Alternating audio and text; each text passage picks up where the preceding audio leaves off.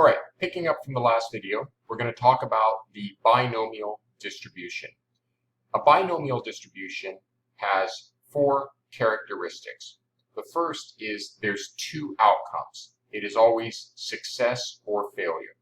And the probability of a success would be p, and the probability of failure would be 1 minus p. So there are essentially two mutually exclusive and collectively exhaustive categories.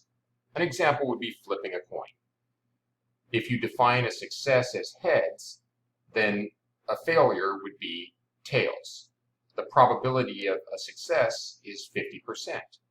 The probability of a failure is 1 minus 50%, which is 50%.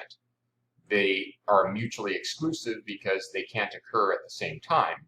It's either heads or tails, and they're collectively exhaustive because heads and tails exhaust all possible outcomes. That makes up the entire sample space. Another characteristic is there is a fixed number n of identical trials. If we do an experiment that consists of 5 flips of a coin, then we would say there is n equals 5 trials. In the social sciences, we often collect samples of people. If we collect 30 people, that would be 30 trials. If we collect 100 people in a sample, that would be 100 trials. Stationary probability. This means the probability does not change from trial to trial. If we do flip a coin 5 times, the probability of getting heads on the first flip is 50%. The probability of getting heads on the second flip is 50%. Same for the third, fourth, and fifth flips of a coin. Because the probability does not change from trial to trial, we would say it is stationary or constant probability. And then finally, the trials should be independent. What happens in one trial has no influence on the probability of subsequent trials.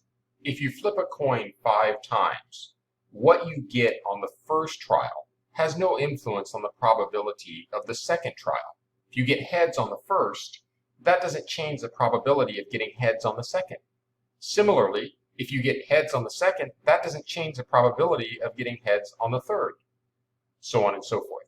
To highlight the idea of stationary probability and independent trials, let's consider an experiment where these would not exist. Instead of flipping a coin, let's do an experiment that involves lottery balls. Now, you probably have seen this machine before. The globe with the various numbered balls in it that fan around, ultimately leading to a certain number of outcomes that would make up the lottery winnings. Let's imagine there's 100 balls in here, numbered appropriately, and we're going to select 7 to form the lottery winnings. Well, do we have stationary probability? No, because the probability of the first ball coming out is 1 in 100. But the probability of the second is 1 in 99 because you already removed a ball. The probability of a third is 1 in 98 because you've removed 2 balls, so on and so forth. Is there independent trials? No, because what happens on the first trial does affect what happens on the second trial. If you get a 12 on the first trial, the probability of getting a 12 on the second trial goes to 0. There is a way to fix this kind of issue, that is, lack of stationary probability in independent trials, and that's through replacement or selecting from a large population. For example, if we run the experiment and the first ball comes out, probability is 1 in 100, and then we write down the number 12, and then we put that back, well, the probability of the second ball coming out is 1 in 100. And we write down 5, right, that ball, and then put it back. And then probability of the third ball coming out is 1 in 100. We can create stationary probability by replacing the balls when each one comes out and just writing down the numbers on the side. Another option is to select from a large population. Imagine that instead of 100 balls in here, there were 10,000. So the probability of selecting the first ball is 1 in 10,000. The probability of selecting the second ball is 1 in 9,999. Even though the probability of selecting the second ball does change as a result of selecting the first ball, it's so mathematically minuscule we can ignore it and assume independent trials. Of course, normally we're not selecting lottery balls or flipping coins. We are doing social science research, and that means that we're taking samples from a larger population. So we might be selecting 100 people out of 10,000 in the population. But it's the same principle. And as long as our sample is taken from a very large population, then we can assume independent trials. Okay, let's continue on. All right, now let's do some mathematical operations to calculate various probabilities based on a binomial distribution. So as long as we've met those 4 requirements in the previous slide, we can use this formula to calculate probabilities. It says 20% of males in the population suffer from some sort of color blindness. You randomly select 6 males. You use this formula to determine the probability of exactly 4 of them suffering from some sort of color blindness. So we would plug in the numbers. I'll do it over here. The probability of 4 suffering from color blindness is equal to n factorial, which is the number of trials. We know that there are 6 in our sample, so 6 factorial.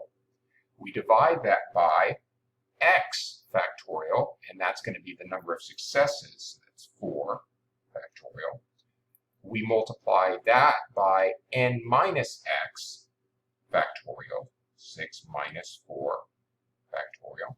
And then we multiply that by the probability of success, which we already established is 0.2, to the x, which we know is 4, times 1 minus 0.2, okay, to the n minus x, which is 6 minus 4. Now let's actually do the calculations in Excel. And we're just going to use Excel as a calculator here, right? We're not going to use the binomial function yet. But you can do this.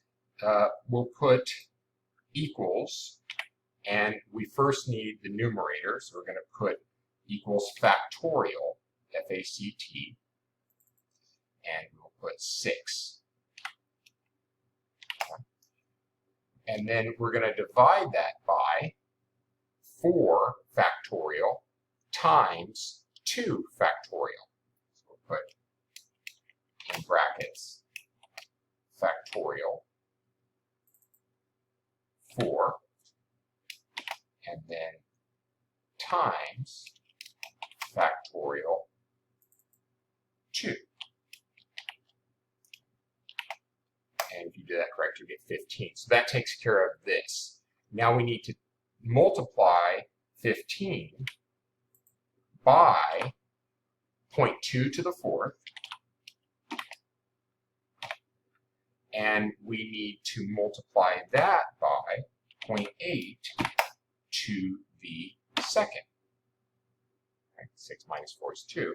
If you do that, you get 0.01536. Okay? So that's the probability. If we use the binomial function, like equals binomial dist, pull up the argument box and plug in the numbers. Well, the number of successes is 4. The number of trials is 6. The probability of a success is 0.2. And we don't want cumulative because we're looking at one discrete point, the probability of 4, not the probability of all values up to 4. So we'll put 0 to indicate that cumulative is false. We don't want that. And you will get the exact same number. Okay? So either route gets you to the same end. Again, when we're doing larger data sets, it's going to be unrealistic to use this formula. So we will typically rely on the Excel formulation to get us there. Next, we want to calculate the mean and the standard deviation. Remember, the mean is the expected value. Okay, and for this, we can just, again, use Excel as our calculator. Says the mean is going to be n times p. Well, n is, in our example, 6, and we're going to multiply that by the probability of a success, p, which is 0.2, 20%. So the mean is 1.2. Okay. The most likely value to occur would be 1.2 of your 6 males having color blindness. And then the standard deviation, we can do that next, that's going to be the square root, so we can use Excel's square root function, and it's going to be NP, which we already calculated, right? 1.2 times 1 minus P, which is going to be 1 minus 0.2, which is 0.8. And that value is 0.9797. So that's how we calculate our expected value and standard deviation. Now let's practice more extensively with Excel. And you'll notice in the first example here we have the one from before. It says 20% of males in the population suffer from some sort of color blindness. You randomly select 6 males. But we're going to use Excel to create a probability distribution table and graph. So pull up Excel, and in the first column we're going to put the possible outcomes. If we select 6 males for our sample, n is 6, we can have an outcome where 0 are colorblind, or 1 is colorblind, or 2, or 3, or 4, or 5, or 6. So the first column will identify all possible outcomes. Then we're going to use the binomial formula to find the probability of each outcome. And we'll pull up our argument box here. The number of successes will be defined by each cell. The trials is still 6 because we selected 6 people in our sample. The probability of a success is 0.2. It gives us that, right? And we don't want cumulative because we want the discrete probabilities. We click OK. I like to round these to percentages, maybe to the 10th place, and drag it down, and voila. Okay. The probability of 0 people in our sample having color blindness is 26%. The probability of 4 people is 1.5%, so on and so forth. Now we want to create a graph with this information. So we're going to take our data, scroll over it. Okay. Let's go up here to Insert, just like before, and remember we want the vertical bar chart here. Okay. So we're going to pull this up and we're going to get rid of the bars that aren't relevant. Clean it up a little bit. Now right away you'll notice an issue. On the horizontal axis it starts at 1, but our data starts at 0. Not a problem. What we're going to do is click on the bars. Okay, not that. Click on the bars and then go up here to select data. Okay, and for this horizontal axis you're just going to scroll over the data here, and this will fix it. And now it starts at 0. So the probability of getting 0 is 26.2. The probability of getting 2 is 24.6. And then the probability of getting 4 is 1.5, so on and so forth. Okay, easy enough. Now it says, based on the results, can you confirm your prior computation was correct? Yes, we did that because we got about 1.5% from the previous example. What is the probability of less than 3 suffering from color blindness? Well, we would just add these up, right? So you could say equals this plus this plus this. It says less than 3, and you would get 90.1%. There is another way to do this, and it would be to convert these into cumulative. If I click on the function again and put 1 here, it's going to give me the cumulative distribution. Now when I drag this down, notice it tells me 90.1%. This is no longer relevant, but 90.1%. Okay? All right, we'll pick up in the next video.